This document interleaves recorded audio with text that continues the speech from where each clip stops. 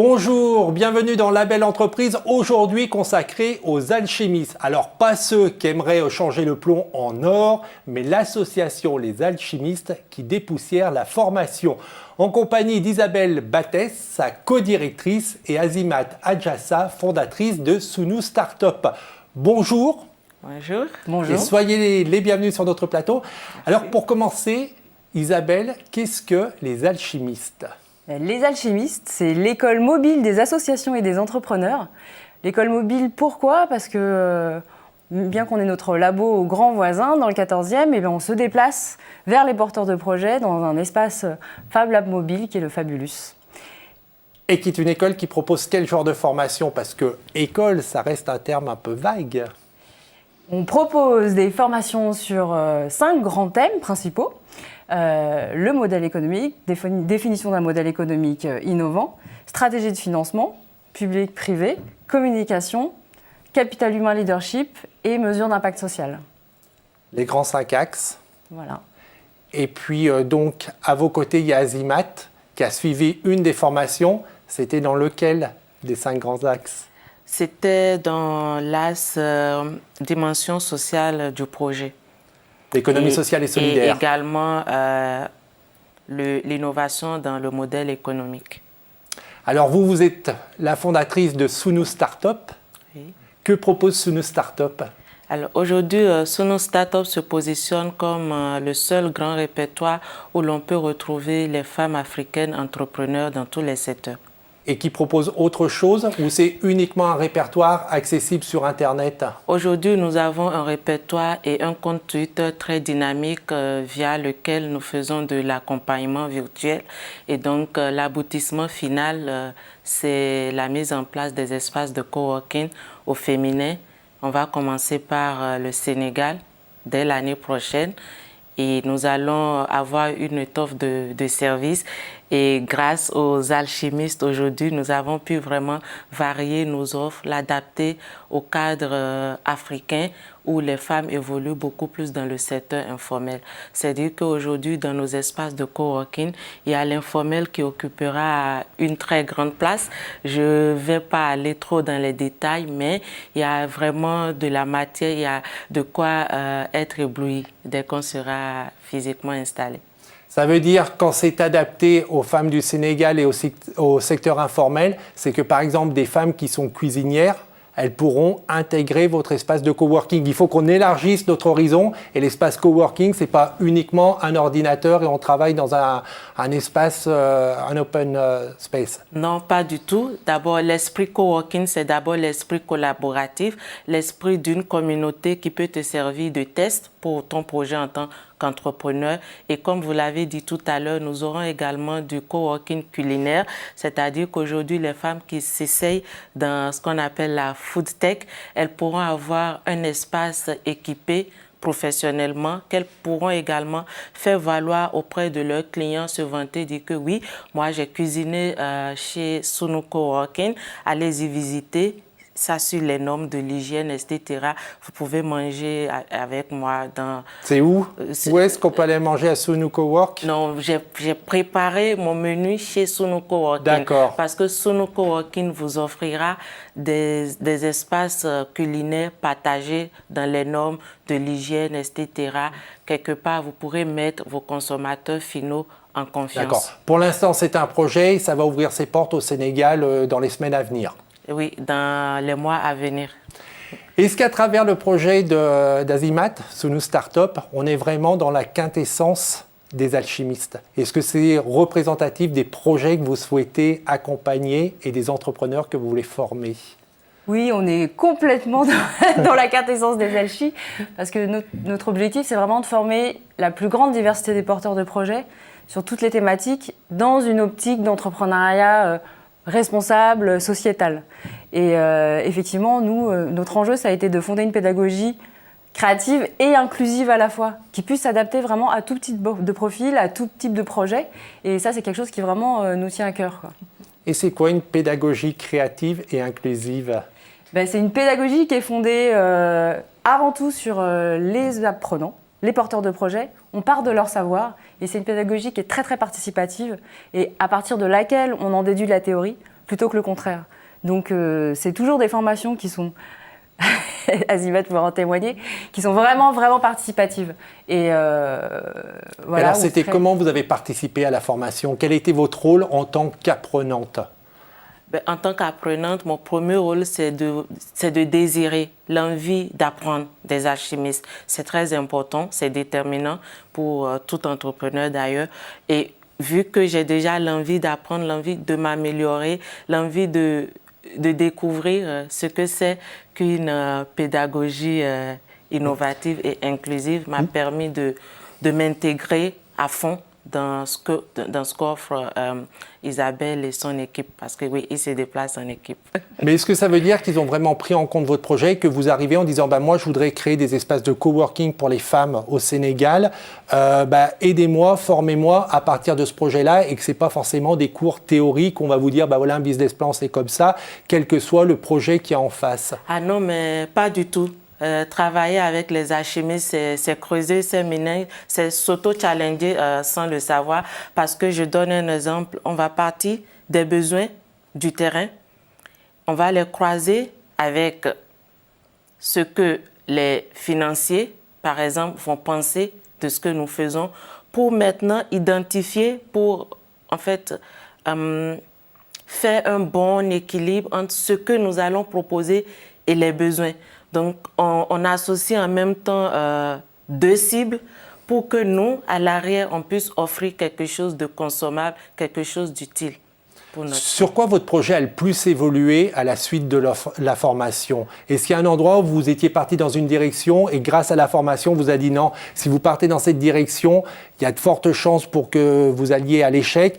Pensez plutôt à ça et partez dans cette direction. Vous avez un exemple comme ça à nous donner?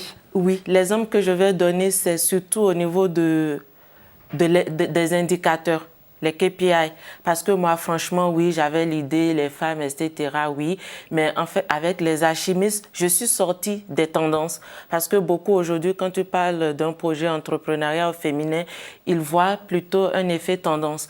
Mais les alchimistes m'ont permis de sortir de l'effet tendance et de pouvoir aujourd'hui laisser les autres juger de l'impact de ce que je fais. On va parler par exemple des indicateurs comme le taux de bancarisation des femmes qu'on aurait accompagnées parce qu'on les aurait travaillées, on les aurait averties que oui, il est bien pour toi d'aller vers la banque parce que tu pourrais trouver du financement. On va également parler de l'indicateur comme celui de pouvoir mesurer le nombre de femmes qui ont intégré le digital dans leur business après avoir passé par nous. Tout ça, c'est des points que je pouvais pas voir ou que je voyais, mais que je mesurais pas tout de suite l'impact chez celui à qui je vais tendre les mains pour dire finance les femmes. C'est important. Quels sont les critères pour pouvoir accéder aux formations des alchimistes? Est-ce que c'est ouvert à tout le monde? Est-ce qu'il faut que ce soit, comme vous l'avez rappelé, des porteurs de projets dans le champ de l'économie sociale et solidaire? Voilà, quels sont un petit peu les critères pour vous rejoindre? On n'a pas de critères. En fait, on est vraiment ouvert à tous. Donc, on a plusieurs formules. On a les ateliers des savants fous, une fois par semaine, qui ont lieu souvent le mercredi après-midi de 19h à 22h, qui sont animés, comme je disais, par des savants fous. C'est notre réseau d'experts avec qui on travaille justement cette pédagogie. Eux, ils ont leur expertise métier. Nous, on a l'ingénierie pédagogique. C'est ça qui fait qu'on propose des formations vraiment originales. Savants fous, c'est un petit clin d'œil, mais vous l'avez rappelé, ce sont vraiment des experts dans leur matière et qui apportent une formation professionnelle. Exactement. Et qui, eux, viennent chez nous parce qu'ils ont envie de se former à la pédagogie. Ils ont envie de transmettre, ils ont ce désir-là, mais ils n'ont pas forcément les compétences pédagogiques. Du coup, ensemble, on crée ces ateliers qui sont vraiment participatifs et différenciants. Donc ça, c'est la première chose, les ateliers du mercredi soir. Voilà, qui sont ouverts à tous, vraiment, avec, on demande une participation vraiment très faible à chacun. Donc ça peut être des salariés d'associations, mais aussi des porteurs de projets, quels qu'ils soient. Et par contre, dans le cas du Fabulous, peut-être on y reviendra, mais là, non, on va en parler. Qu'est-ce que c'est que le Fabulous? Le Fabulous, c'est un espace de formation et un Fab Lab mobile. En fait, on a réaménagé dans un bus un Fab Lab et un espace de co-learning, où là, l'idée, c'est que tous les porteurs de projets, quels qu'ils soient, ou même les gens qui n'ont pas encore l'idée de créer un projet, puissent se former d'un côté aux outils numériques et de l'autre à toute la démarche de création de projet jusqu'au prototypage. Et là, on insiste vraiment sur l'idée de très rapidement tester sur le terrain leur idée. Et après, pourquoi pas de créer vraiment, peut-être se diriger vers des structures comme la BGE ou l'ADI pour monter un business plan solide. Ou alors ne pas créer de leur activité, mais du coup, à travers ce parcours-là, ils auront développé des compétences entrepreneuriales qui nous semblent vraiment décisives et importantes pour tous dans l'insertion professionnelle. Les ateliers, le Fabulus, donc un espace de formation qui va directement dans les quartiers et dans les villes, au contact et à la recherche des entrepreneurs. Est-ce qu'il y a une autre dimension, une autre forme de formation que vous proposez? Oui, on fait aussi des formations sur mesure en interne pour les associations et les entreprises. Donc c'est sur nos thématiques, mais aussi on a une offre un peu spécifique d'ingénierie pédagogique, parce qu'il se trouve qu'il y a énormément, dans toutes les disciplines, des gens, des experts cherchent à former des collaborateurs, et c'est pareil, ils se retrouvent parfois un peu coincés en matière d'animation, de transmission. Et donc là, on propose aux entreprises d'apporter notre expertise en pédagogie. Et ça, c'est un petit peu l'appel qu'on peut lancer, c'est que vous souhaitez développer l'association Les Alchimistes, proposer de plus en plus de formations, et pour cela, vous avez besoin que des entreprises viennent vous solliciter pour bénéficier de vos formations. De nos formations et de notre expertise pédagogique. Et le deuxième appel qu'on pourrait faire aux entreprises, c'est le Fabulus en tant que tel, pour pouvoir dispenser notre offre gratuitement à tous les porteurs de projets. Là, en ce moment, on est sur les villes de Aulnay et Bondy. Et en contrepartie, on loue le Fabulus aux entreprises comme un espace événementiel ou un espace de formation. Et voilà, donc si vous cherchez un environnement complètement décadrant, super équipé et vous avez envie de partager des réunions un peu hors normes, vous pouvez le faire dans le Fabulus. En contactant les alchimistes. Pour conclure cette émission, quels conseils vous pourriez donner aux femmes ou aux hommes, aux jeunes ou aux moins jeunes qui veulent se lancer dans l'entrepreneuriat? À la lumière de votre expérience, de vos parcours à toutes les deux, qu'est-ce que vous auriez envie de dire? Moi, je dirais que ne lâchez rien, croyez en vous, parce qu'en croyant en vous, vous permettez aux autres de croire en vous. Et c'est très important pour un parcours entrepreneurial. Et comment on croit en soi? On croit en soi en ayant confiance. En ayant confiance. Pas de doute, il faut y aller. Voilà, il faut y aller, il faut foncer. Quelles que soient nos qualités, nos faiblesses, il ne faut pas hésiter, il faut foncer. Oui, c'est ouvert à tous.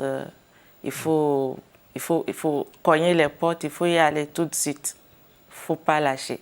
Et de votre côté, Isabelle, à la lumière des entrepreneurs que vous pouvez croiser et à la lumière de votre propre expérience, parce que vous êtes vous-même entrepreneur à la codirection de cette association, qu'est-ce que vous pourriez donner comme conseil?